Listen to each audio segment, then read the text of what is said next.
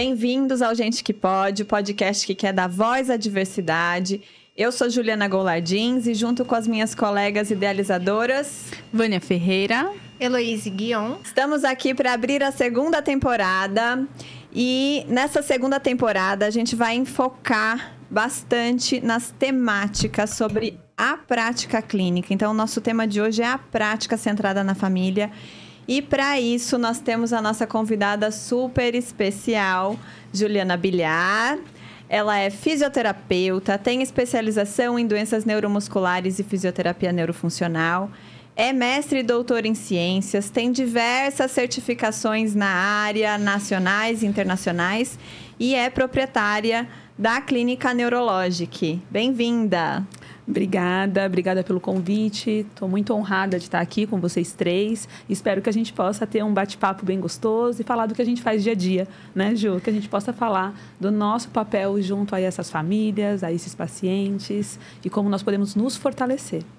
Essa é a ideia mesmo. A gente fez até uma reflexão da nossa primeira temporada que a gente explorou muito as vivências das famílias.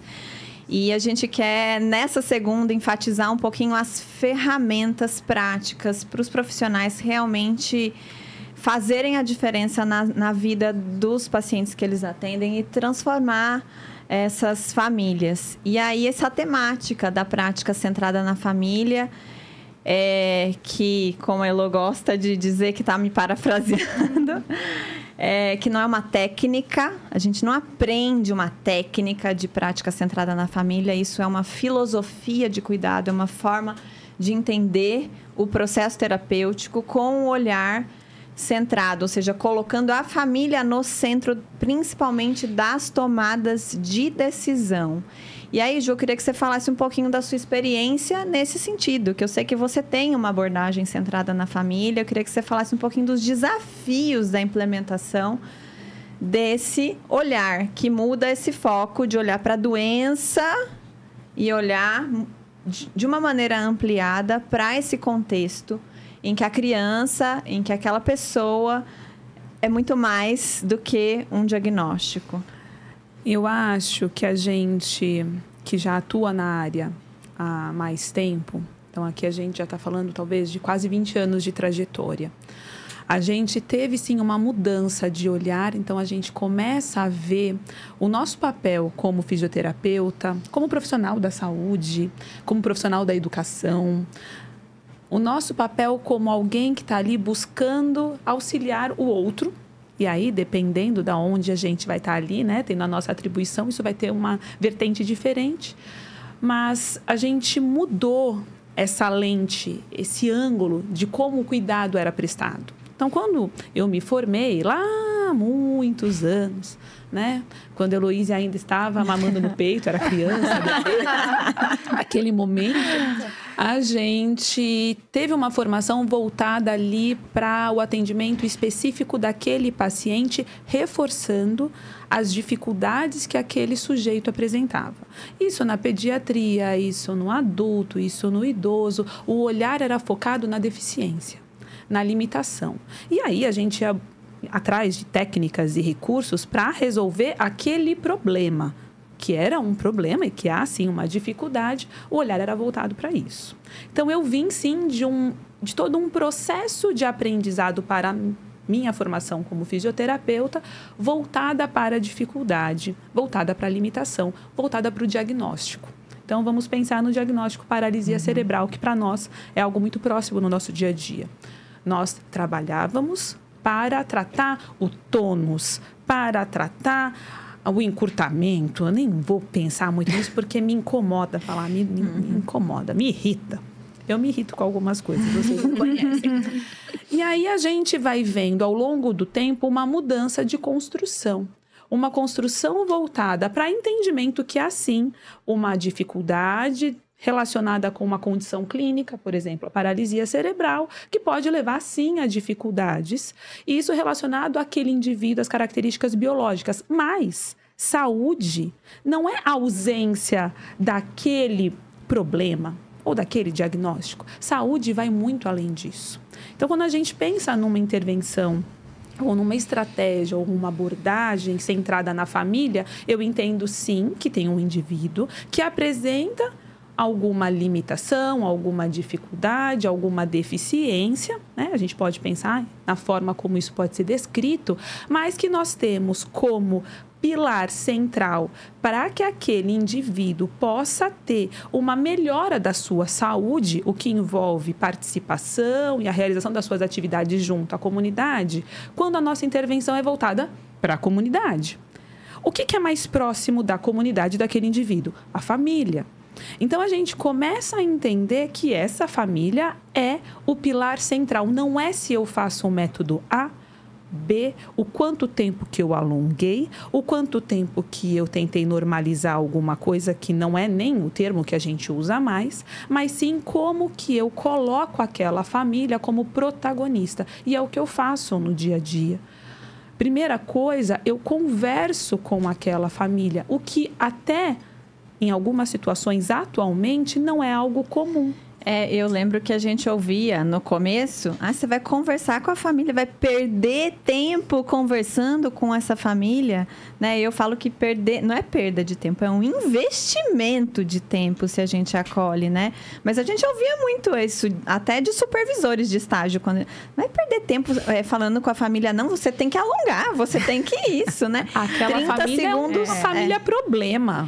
Nossa, que família problema. Aquela mãe, ela é muito difícil, né? Não vai perder tempo, ou não vai ficar ali ouvindo, porque ela tem uma percepção que não é real do que aquela criança precisa. E aí o profissional se coloca como detentor do saber para justificar o que ele considera como a intervenção que ele acha que é mais efetiva e que nós sabemos hoje. Acho que a gente sempre soube. E que nós sabemos que não leva a efeito nenhum se a família não for a sua parceira. E eu achei muito interessante o que a gente estava conversando agora nos bastidores, como isso começa desde antes do primeiro contato com o paciente. Então, você falando, por exemplo, da estrutura da clínica. Eu quero que eles sintam e eles tenham a percepção de estar na casa da avó, né? Então, esse cuidado até no ambiente que se cria, para que quando ele chegue lá, ele não veja aquelas pessoas com jaleco e aquelas pessoas que criam aquela distância. Então, eu estou aqui, eu sou o senhor fisioterapeuta e você é só a mãe, você é só o pai e ele é só a criança. Então, você criar um ambiente diferenciado para que ele se sinta acolhido desde o momento em que ele entra, mesmo antes dele ter um contato com o profissional, mas que ele se sinta parte daquilo. Eu acho que vale a pena a gente lembrar aí os pilares da prática centrada na família, e um deles é isso que a Ju falou, que é essa troca de informação e conhecimento. Então, o conhecimento antigamente ele era assim, né, vertical. Eu, profissional, sou o detentor e a família não sabe nada. E, na verdade, esse cuidado, essa relação tem que ser horizontal, porque a família tem muitos saberes. Ela tem os saberes sobre o lidar, sobre o dia a dia, sobre os cuidados, sobre o que a gente estava falando, né, da compreensão não verbal daquela criança. E o profissional de saúde ele é detentor do conhecimento de saúde e doença. Então, a gente precisa juntar tudo isso e fazer uma coisa que é o empoderamento da informação aos pais. Então, tem muita coisa que realmente é do nosso universo e eles desconhecem. A gente precisa traduzir esse conhecimento de uma maneira acessível.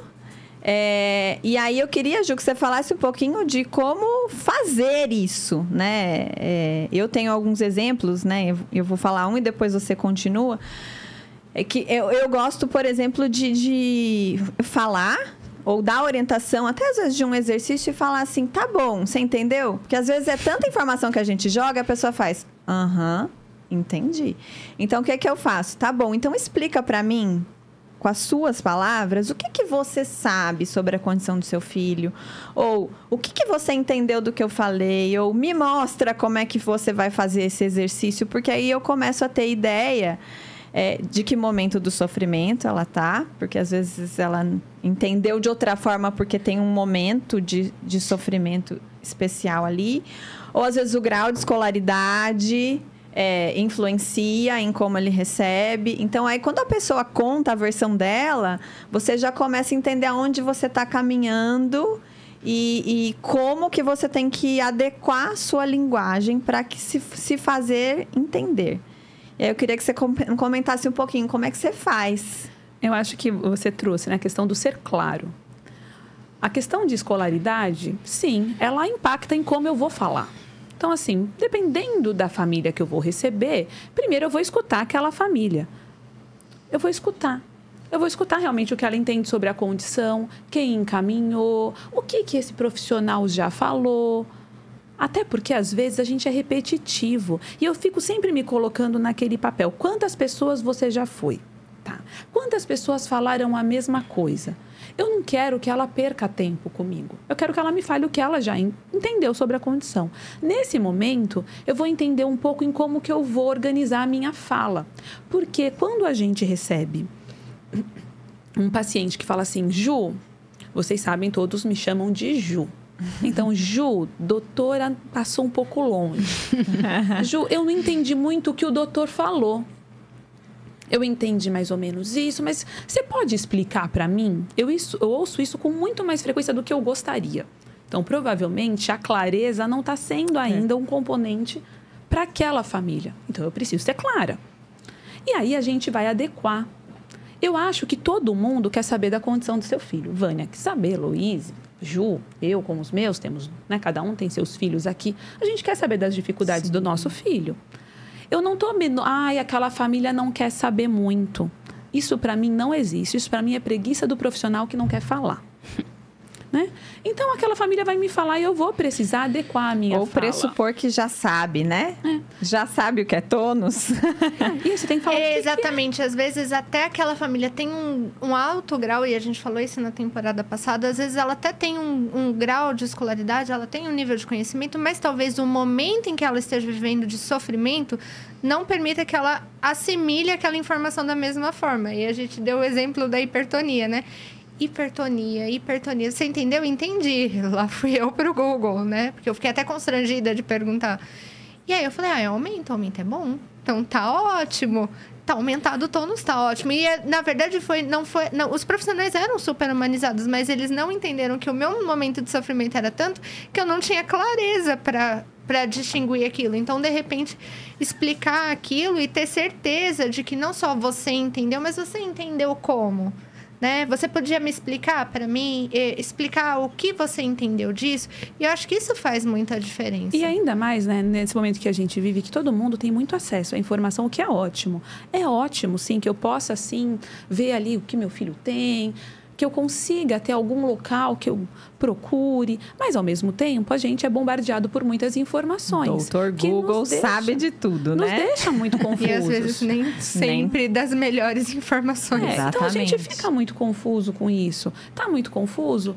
Quem eu tenho tranquilidade para poder discutir essa minha dúvida? Eu tenho que ter uma afinidade, eu tenho que dar abertura para aquela pessoa, para que ela saiba que ela pode tirar qualquer dúvida comigo. E que independente que ela fique preocupada se é hiper, se é hipo, será que a Ju vai achar que eu não estou sabendo? Ela tem que falar, Ju, eu não entendi, me ajuda. Eu falo assim, é difícil, né? Vamos pensar junto? Sentir essa abertura, né, de perguntar, porque a gente se sente constrangido de perguntar, porque assim, nossa, parece que é a minha obrigação saber. Mas agora eu vou falar uma coisa ao contrário. Elô falou como mãe, a obrigação de saber. Mas às vezes eu acho que, principalmente os profissionais recém-formados, e a cara dela agora acende, né? Na insegurança de talvez não dar abertura, porque tem medo da pergunta. Porque não tem segurança no saber. E tá tudo bem a gente não saber. A gente tem anos de estrada. Exatamente. E não sabe tudo. Quem dera, né? Se soubesse um pouquinho mais. E tem um detalhe que é importantíssimo, principalmente para quem está começando. A gente tem que saber falar técnico. Fisioterapeuta tem que falar técnico. Fisioterapês. Mas para aquele paciente, não. Você pode, sim, falar o que é o técnico, por exemplo, hipertonia, e falar, olha, agora eu vou te falar o que significa isso. Isso, hipertonia, é quando o músculo está mais tenso. Você está vendo que é tenso? Vou mostrar. Fiz um estímulo no meu filho, no meu paciente. É isso. E isso pode até, em algumas situações, me ajudar em alguns movimentos, mas com frequência ele prejudica a função da tua criança. E pode prejudicar como? Olha, por isso que ele está andando dessa forma, por isso que é tão difícil para ele subir e descer. Eu tento traduzir. E eu não estou tentando traduzir, Ju, pensando, nossa, a minha prática é centrada na família. Eu tento traduzir porque eu gostaria que traduzissem para mim. Eu não fico pensando muito. Você faz qual método, Ju, nesse momento? É o Cuevas, é o Bobat, é o PNF? Eu não penso, eu posso ter todos eles ali. Eu não estou preocupada com qual nome que eu dou. Eu não gosto disso. A gente vai ter uma convidada mais tarde que eu lembro que em um momento eu cheguei, nossa, porque eu vi técnica tal, técnica tal, técnica tal. Aí ela foi e me mostrou, né? As coisas, ela falou assim, eu tenho método tal, eu tenho tal coisa. Ela falou assim, mas você não acha que era melhor a gente adaptar para a necessidade do Miguel? E aí, aquilo acendeu um alerta que não era a técnica que faria diferença, era o estímulo que seria oferecido baseada no que o meu filho precisava, né? E aquilo fez total diferença. Considerando a queixa que você falou para ela. Então, ela entende a necessidade do seu filho baseado no que você falou, não no que ela acha. Né? Então, isso que é legal. A gente fala assim, olha, o que o Miguel precisa? Eu tenho um paciente chamado Lorenzo Miguel, por isso que foi o ato falho. O que o Miguel, o que você percebe, Heloíse? O que você acha que a gente pode te ajudar? E escuta, e escreve. E para refletir depois em como você pode ajudar. Não é pensando na prática centrada na família como eu vou utilizar esta abordagem. É porque você já olha o outro como alguém que é importante para aquela família é importante para ele. Porque você importa para a sua família importa para você. Por que para o seu paciente não ia ser assim? Por que não? Ô, Ju, e eu acho legal a gente puxando esse gancho do que vocês vêm falando, eu acho bem interessante porque nós temos aqui duas professoras, né? Duas professoras a nível acadêmico, inclusive uma foi minha professora acadêmica, eu não me canso de falar, e é muito legal. Mas eu lembro que quando eu estava na graduação e eu olhava para os meus colegas, eu tinha duas preocupações. Uma era a minha idade para iniciar no mercado de trabalho. Eu achava que isso ia me prejudicar. Balela. Muito pelo contrário, me ajudou e muito. E a segunda preocupação era quando eu via, ao contrário de mim, a molecadinha nova, 17, 18 anos, não eram pais, não tinham essa habilidade de lidar com pais e mães. E aí, o que eu via ali, Julianas? A dificuldade que esses recém-formados teriam para passar essas comunicações para os pais. E isso me doía, porque eu via que faltava a maturidade que a gente vem com a experiência tendo. Eu não tenho uma experiência ampla como fisioterapeuta, mas uma experiência ampla, grande como mãe. E eu sentia muito, e até hoje eu sinto, eu encontro alguns amigos ainda que eles dizem, cara, eu não consigo atender porque eu não sei como lidar. Sabe lidar ali com a técnica, mas não sabe lidar com os pais. E a gente, quando a gente vem falar de prática, né, focada ali na família, como que esses profissionais recém-formados vão passar? Eu assisto aula com a Ju até hoje. E a gente bate nessa tecla, né? Da prática centrada na família. A Ju traz forte isso, você também traz forte isso. Mas duas orientações que a gente sente de dificuldade na faculdade, falta mesmo, que é o empreendedorismo e essa orientação para essa molecadinha de conversar, o diálogo. A gente vê muito moleque tímido, né? Tem uma certa timidez ali e a gente não trabalha isso. Você me lembrou uma coisa que ela fala, e aí eu vou jogar a bola para ela comentar, que ela falava assim, ó, eu era uma fraude como fisioterapeuta antes de ser mãe. Agora ela desenrola. E foi, eu lembro sempre de um evento. Eu falei isso. Não que todos vezes. Os profissionais precisem ser pai e mãe, mas isso muda. Né? Sim. Mas eu achava, e vou dar um exemplo desse paciente, porque sempre quando eu penso, depois que eu fui ser mãe, depois que eu tive, né, esse meu novo papel, e que desenvolve muitas habilidades, pelo amor de Deus, mais papel não tem, né? Que a mãe, ela podia fazer muitas coisas. Mãe, Heloíse, por que você... O teu pequeno é o Miguel? Eu tenho 4. Só 4? Heloíse, né? Dá tempo de ter mais. Então eu vou trazer bem esse caso, que foi de uma mãe, e ela tem... O filho dela tem paralisia cerebral. E era uma criança muito grave, um quadro muito grave, o nível 5. E eu falei com ela era boliviana e estava sendo atendida no SER, né? Antigamente era o NIR, era o SER. E eu falando com ela, não me recordo o nome dela, também não iria trazer aqui. Vânia, faz de conta que era Vânia. Vânia, olha, o que deu? Como foi a semana? A gente fez alguns combinados.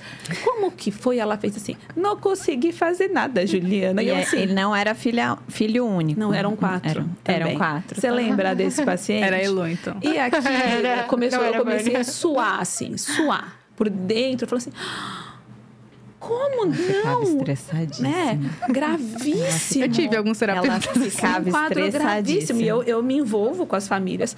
Como assim? Não deu tempo, Juliana. Eu tenho 4 para cuidar. E eu fiz assim, mas 4? Mas não, Juliana, não deu tempo. Pois bem. Falei, não, então vamos ajustar. Nunca tive atrito com nenhuma mãe. Sempre vivemos muito em paz. Mas por dentro ela se corroía. Como não meu fez Deus, o meu isso? menino. Dormia à noite. Ele tá todo cheio de... Não fica nunca em pé. E aquilo me doía muito. Eu tinha 24, 25 anos. Passa rápido, né? E aí, depois fui ter o meu bebê. Meu bebezinho lindo, maravilhoso. Tava ali e falei, gente, eu não consigo dar conta de um. Ah, é? De um. Aí só vinha essa mãe na cabeça. E aí sempre vinha essa mãe e uma outra. Que o Felipe, o meu menino, ele tem um refluxo terrível. Então, alguém pegava o Felipe no colo, imagino que essa boneca, eu já fazia assim, não mexe no meu filho, não mexe, ele vai vomitar. E eu lembrava sempre de uma mãe, que a filha dela também tinha um refluxo muito sério, uma criança com uma síndrome genética grave. E toda vez que eu pegava a pequena, ela fazia assim. E eu falava assim, calma, tá tudo bem. Realmente, com a bênção de Deus, Deus me protege muito, eu tenho muita sorte. A criança nunca vomitou comigo, mas ela entrava em pânico.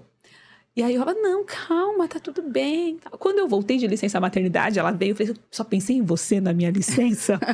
Cada vez que alguém encostava no Felipe, eu entrava em pânico. Aí ela riu, ela falou, viu, Ju, como era difícil? Então, a gente vai mudando. A gente vai aprendendo. Eu fui aprendendo, né? Eu tenho uma característica muito proativa, muito agitada. Eu quero que faça. Se você falar, Ju, você vai ter que levar meu filho no céu. Vamos junto. E aí eu sofria. Pra ela não faz nada, viu? Eu sofria muito quando o meu menino não ficava em pé. E esse quadril? Então eu fui aprendendo. A maternidade foi aprendendo a me fazer escutar mais. E a parar de colocar aquele olhar de juiz em cima de mães e de pais e de famílias, né? Que às vezes estão tentando fazer o seu melhor, só que naquele momento eu sabia que ela era minha parceira, mas eu não podia cobrar tanto. Eu tinha que entender que naquele momento aquela semana não deu.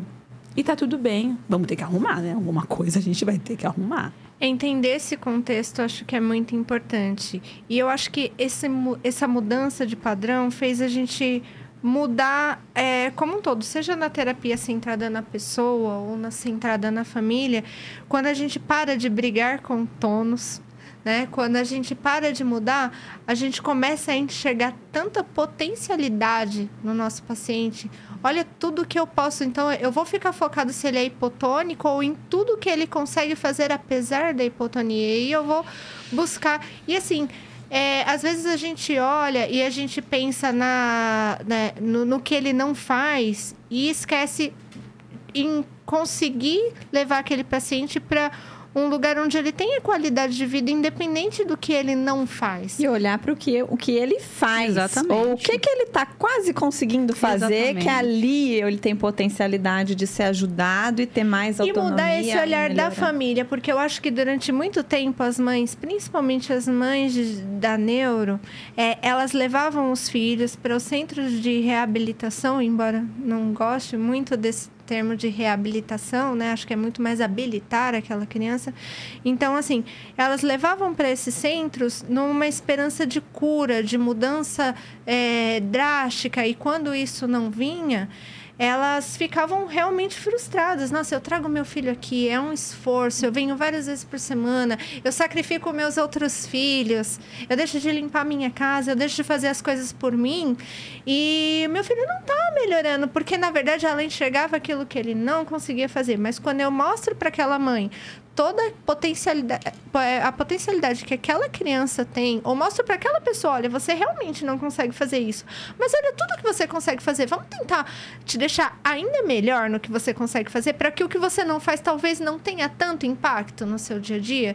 Então, eu acho essa mudança de olhar primorosa. Eu acho que ela foi fundamental para que a gente foque realmente em qualidade de vida, porque eu não vou conseguir lutar com tônus, eu não vou conseguir lutar com a disfunção muitas vezes, mas eu vou conseguir fazer ele melhorar cada vez mais o que ele tem de potencial. Eu acho que é ajudar essas famílias ou prepará-las para que elas não tenham segundo, terceiro, quarto lutos.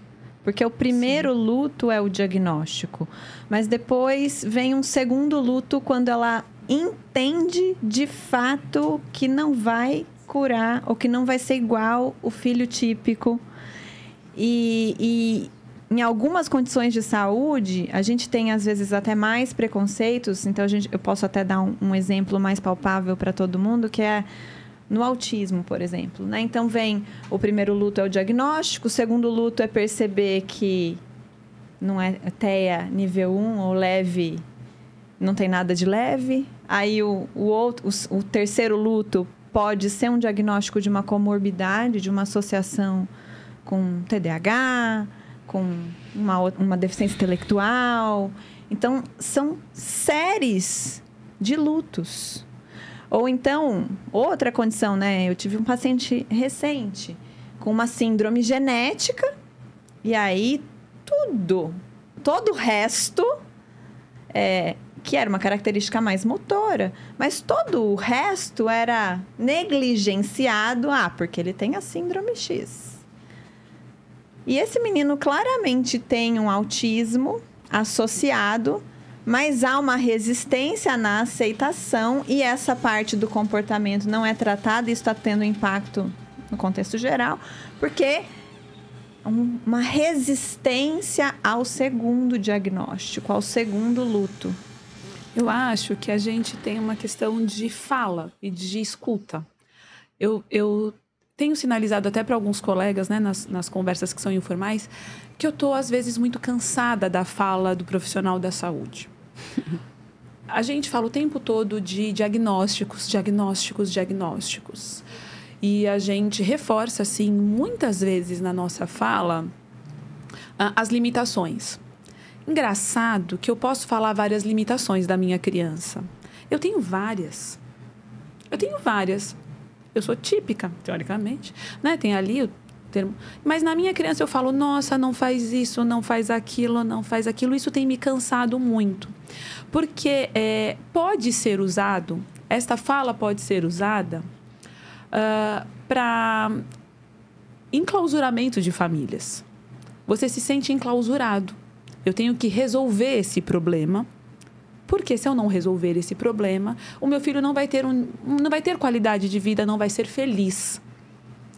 Parece que toda família que tem uma criança com alguma dificuldade, essa família não vai ser feliz enquanto não resolver aquele problema.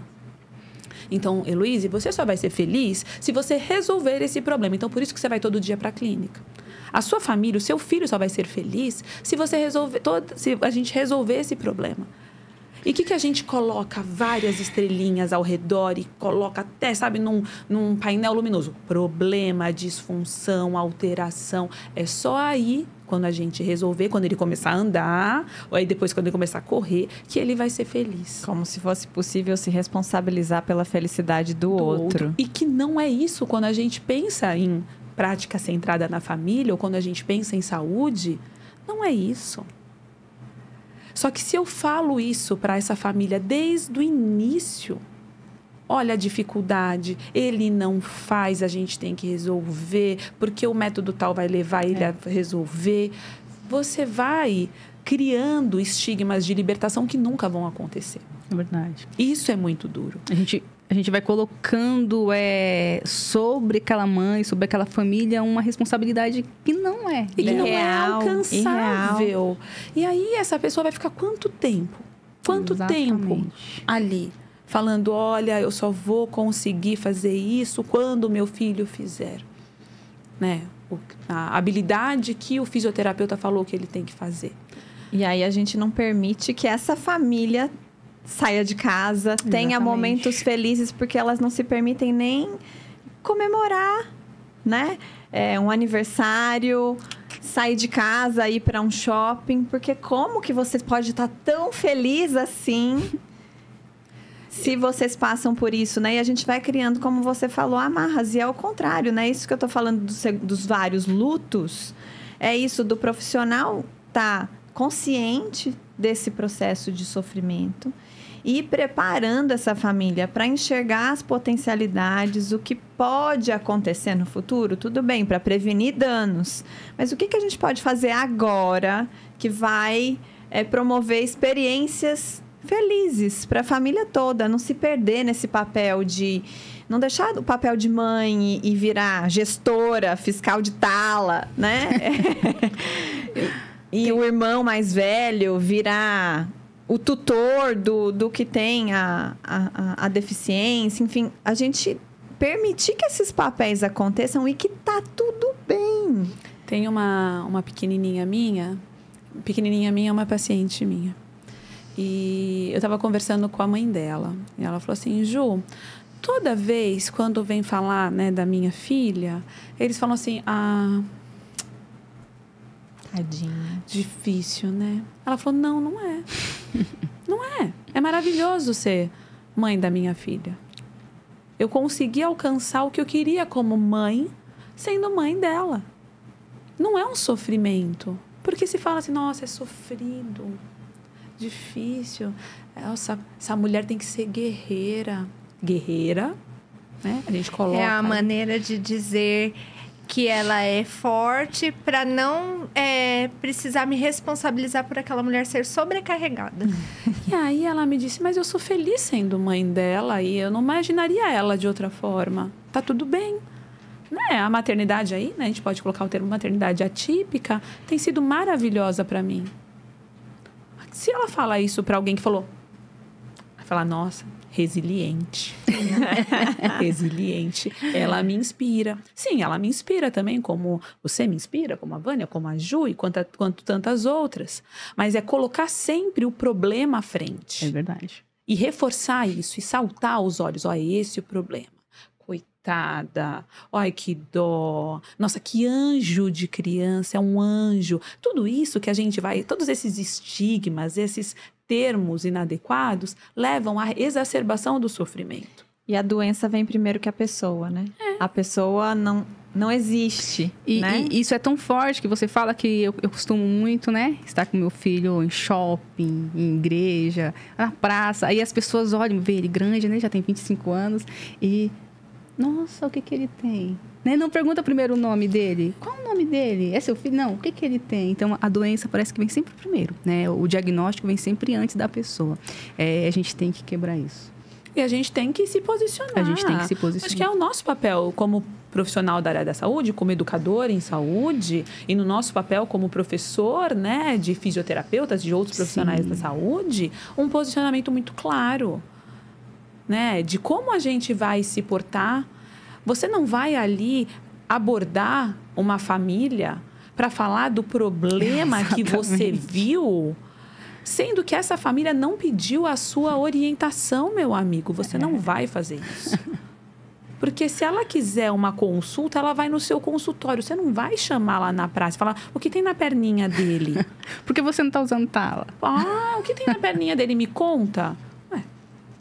Não é? O profissional que acompanha não te orientou isso? Nossa, essa é doída. O profissional que acompanha vocês não te orientou sobre isso? Mas isso é uma invasão pelo corpo do outro, né? Alguém que te abordou no momento em que você não pediu essa orientação. Exatamente. Então, a gente precisa, sim, ter um olhar para a família, para a criança e para entender também os papéis daquela família. Como que é o irmão? Eu gosto sempre de perguntar, as pessoas não entendem muito.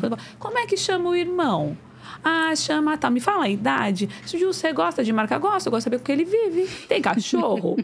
Qual que é o nome do cachorro? É verdade, porque é com quem ele vive. A rede de suporte, eu posso até fazer parte dessa rede, porque nós, profissionais da saúde, estamos em constante contato com aquela família. Mas quem é aquela família? O que vocês fazem no fim de semana? Não faz nada ainda? Não, por quê? Ju, porque é muito difícil sair. Entendi. Eu costumo muito falar para meus pacientes quando eu conheço, né? O primeiro contato ali que eu atendo a domicílio não é o fisioterapeuta e o paciente, ou o fisioterapeuta e a mãe e o pai. Somos uma equipe. Aqui um depende do outro. Então, eu vou, né? A gente vai ficar junto aqui esse tempinho, 40, 50 minutos, 1 hora. Mas o restante do tempo, é claro que tem aquele contexto de lazer. É importante que tenha o segmento das orientações. Mas a gente é equipe. Então, tem toda essa importância de falar sobre as técnicas, de uma forma que aquela família consiga compreender, traduzir, né, do fisioterapeuta para a forma que a família consiga compreender aquilo, mas puxar para perto mesmo. Vamos falar sobre dificuldade, vamos falar sobre diagnóstico, vamos falar sobre um momento de você relaxar. Calma, vai no cabeleireiro, vai viver sua vida, vai na academia. Mãe, você pode ir na academia, vai lá, vai ser feliz. Eu não sei se é da época da Heloísa, mas tinha um desenho que todo mundo colocava um anelzinho e juntava e falava assim... E eu falo que a gente combina forças. Exatamente. A Ju tá subestimando a minha idade. Eu sou do começo da década de 90. Criança ainda. Porque eu sou de um tempo, Ju, em que eu levava meu filho pra terapia e que era... Eu acho que eu já falei isso aqui até. Era assim. Pegava a minha criança, entregava pra terapeuta. Ela se trancava num quarto lá e eu ficava lá fora, eu não sabia o que estava acontecendo. Depois ela me devolvia, eu não sabia o que aconteceu, eu não sabia nem como estimular em casa. Hoje a gente tem essa prática, né, centrada na família, e isso é muito bom. Então a gente vem com essas mudanças, né, e a gente tem que também, e o Gente que Pode existe para isso, para conscientizar esses profissionais disso. A gente fala da prática centrada na família, mas existe e vamos praticar, e vamos conscientizar não só a família, mas a população em geral. Eu acho que tem muitas barreiras que são muito mais sociais e que incutem na família medos e receios. Eu não vou sair para não me expor, porque a gente tem essas barreiras sociais. Sim. Mas a gente está aqui para isso. Agora eu vou ter que cortar um pouquinho a nossa ideia. É assunto para muitos programas, mas hoje o nosso tempo tem que acabou. voltar, Ju Bilhar tem que voltar. Vai ter que voltar, Ju, não tem jeito. Vai ter que voltar em outras temporadas. Bom, a gente precisa agradecer os nossos patrocinadores, porque sem eles nada disso aqui seria possível. Então, a Agência Treve, a Casa Day Personalizados, a Bate Félix Informática, o Instituto Beta de Ensino em Saúde e a FlexCorp. E os nossos apoiadores, a Gamecast, o Núcleo de Acesso à Justiça para Crianças em Condições Crônicas Complexas de Saúde do escritório França Pinho Cunha Advocacia e a Neurologic. E a gente tem uma dica bem importante dos nossos patrocinadores aqui, só para quem está assistindo os vídeos do Gente que Pode. Dá um like, manda o compartilhamento do canal aí para todo mundo. Tanto no YouTube, mas nas outras redes também, no Spotify, no Instagram, no TikTok. A gente tem 2 cupons de desconto. Então, o Instituto Beta liberou um cupom de desconto de 20% nos cursos da área de fisioterapia em neuropediatria e fisioterapia neurofuncional no adulto e no idoso. Para isso, utilizem o cupom Gente que Pode 20. E a FlexCorp também liberou um cupom de 10% para as compras à vista no site, usando o cupom Gente que Pode 10. Muito bom. A gente pede para que vocês também sigam os nossos patrocinadores nas redes sociais, que vão aparecer aqui na descrição do vídeo. E acompanhem, claro, o Gente que Pode. Ju, queria agradecer sua participação. Meninas, mais um. Mais um. E o público.